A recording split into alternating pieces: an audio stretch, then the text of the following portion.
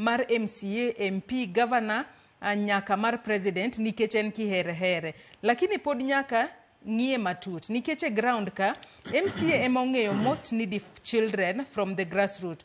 Koro kata ka obedo channeled e one pot to nyaka obed subjected to proper constitution through public participation.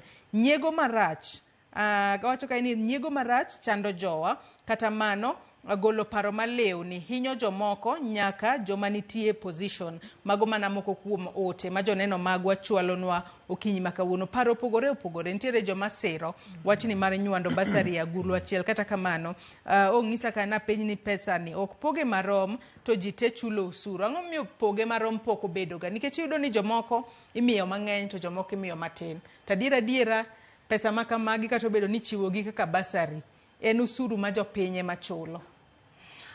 Penjo no kendo nitiere jawinjo moro be ma wacho ni to ichule kaluwore gi grade ma ng'ato yudo. Yes, ma ng'ato yudo. Koro mondo wambwa nywand duoko kapok onywand basari. Mokwongo basari ng'eni en pesa mowuok e agulu mar sirikal. Matiende ni agulu mar sirikal en pesa migolo kuom oganda duto kowuok e tax. Koro miyo ng'ata ma en nyathi ja Kenya onego bedni en gi right mondo mi oyud pesa. Koro kar mondo mi wache ni nitie kama dwa mondo mi amed lero.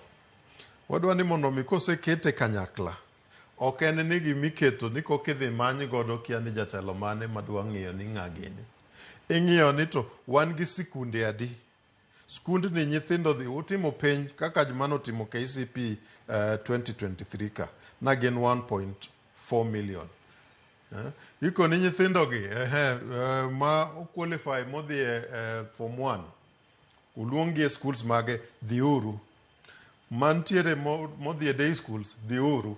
Koro kuro seche magi registration timore no e kama ikawe idadi ni okay wan gi nyithindo makama gine kiwango makama.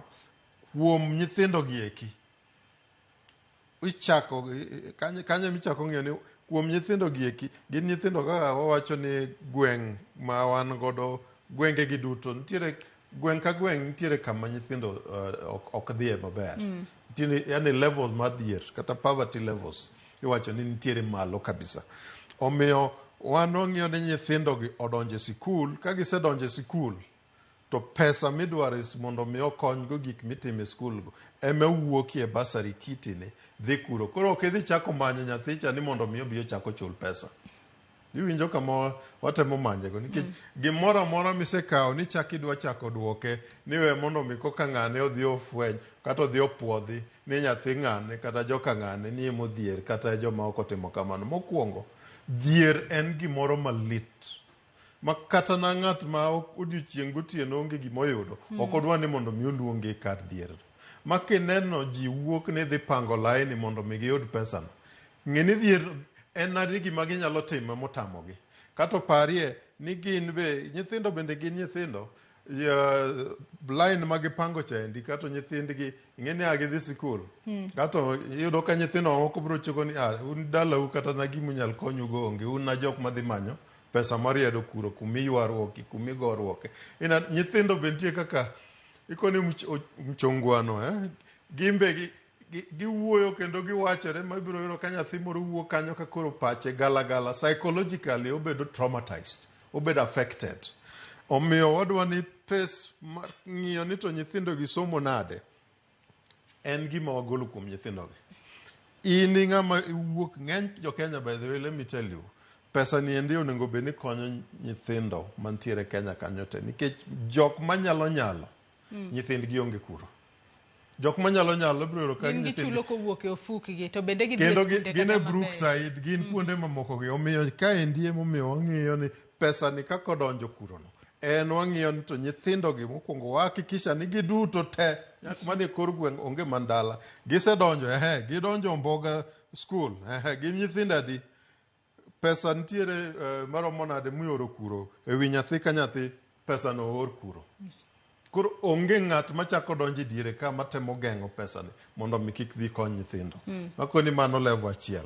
Kendo seche ma gisedonjo ni ok ibi wacho ni pesa ni nitiere rem ni kia wadwa mondo mi wachak wa recruit godo jopuonj mag BOM ni koro ere pesa ma koro jopuonj jonyuol ochako bedura ne piny mondo solno apana nikech wadwogo wang'iyo ni to TSC ka dongo semi pesa mondo mi tim go recruitment school ma aseluongo ni nitiere gi jopuonj marom kama gin gi kasoro mar jopuonj adek or jopuonj adek go mondo mi omed kacha obo bedo kong'iyo maslahi mar nyithindo kaachiel kod mano mar jopuonj mar jopuonj koro onge kama ikoni idwa ni mondo mi oketgi e level ma in school mora mora midhi donje ok ibi koni kan tiere rem ma koro nyathi kosedonjo kanyo koponi tugo bende koro eme oduogo ket ahinya eka koro yudo ka performance ne bende nyalo bedo ni stagnate bende to tugo be ok ibi yudo nodhi keto nikech ing'e ni kiseketo ne jopuonj ma gineno ka hali gi mar puonjono beber jopuonj a motivated teacher is an excellent teacher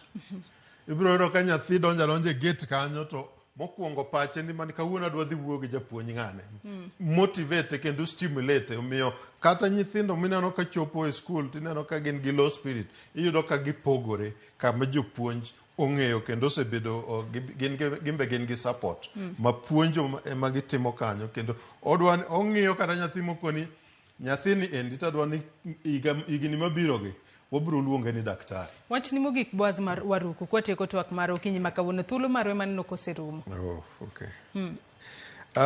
Wach mar somo ting'e ni ok nyal gik lakini gisani to priorities onego waketi ariyo. Mokwongo wang'e ni nyithindwa gi odhi sikul.